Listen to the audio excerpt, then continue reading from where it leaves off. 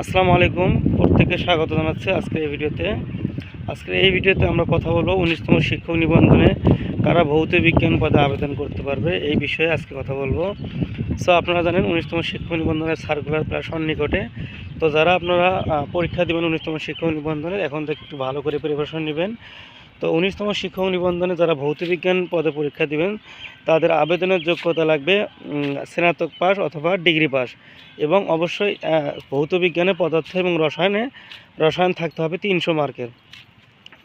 মোট কথা, আপনি যদি অনার্স করে থাকেন সেক্ষেত্রে আপনার অনার্সের বিষয় যদি পদার্থ বা রসায়ন হয়ে থাকে সেক্ষেত্রে আপনি ভৌত বিজ্ঞানে আবেদন করতে পারবেন।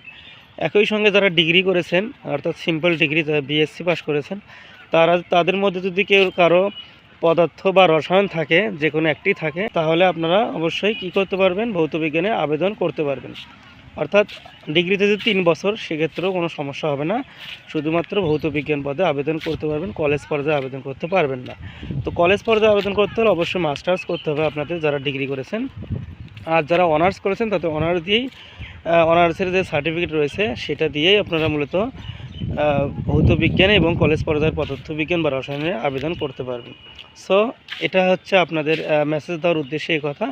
তো আর যারা 19তম শিক্ষক নিবন্ধনের জন্য প্রস্তুতি নিচ্ছেন, অবশ্যই ভালো করে বাজারের যে গাইডগুলো আছে এখানে অনেক ভুল থাকে। সো আপনারা বোর্ড বইটা ফলো করবেন, ইন্টারের বোর্ড বই এবং অনার্স বা মাস্টার্সের বা ডিগ্রির বোর্ড বইগুলো একটু ফলো করবেন।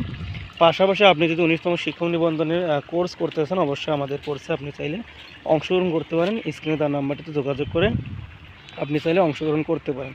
আমাদের কোর্স ফি সাবজেক্টিভে 600 টাকা। এমসিকিউ যে পরীক্ষা হবে, যেবার আপনারা জানেন যে প্রিলিমিনারি পরীক্ষা অনুষ্ঠিত হবে শুধুমাত্র এমসিকিউ টাইপ।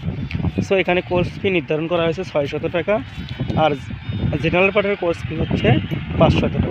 এই টোটাল 1100 টাকা কোর্স ফি। আপনারা চাইলে আলাদা আলাদা কোর্সেও ভর্তি হতে পারেন, অথবা কম্বাইন্ড কোর্সেও, অর্থাৎ জেনারেল পার্ট এবং সাবজেক্টিভও ভর্তি হতে পারেন। তো এটাই ছিল আপনাদের উদ্দেশ্যে। যারা 19তম শিক্ষক নিবন্ধন পরীক্ষা দেবেন, এখন থেকেই উচিত আপনাদের ভালোভাবে প্রিপারেশন নেওয়া। তো থ্যাংকস ফর ওয়াচিং। আসসালামু আলাইকুম।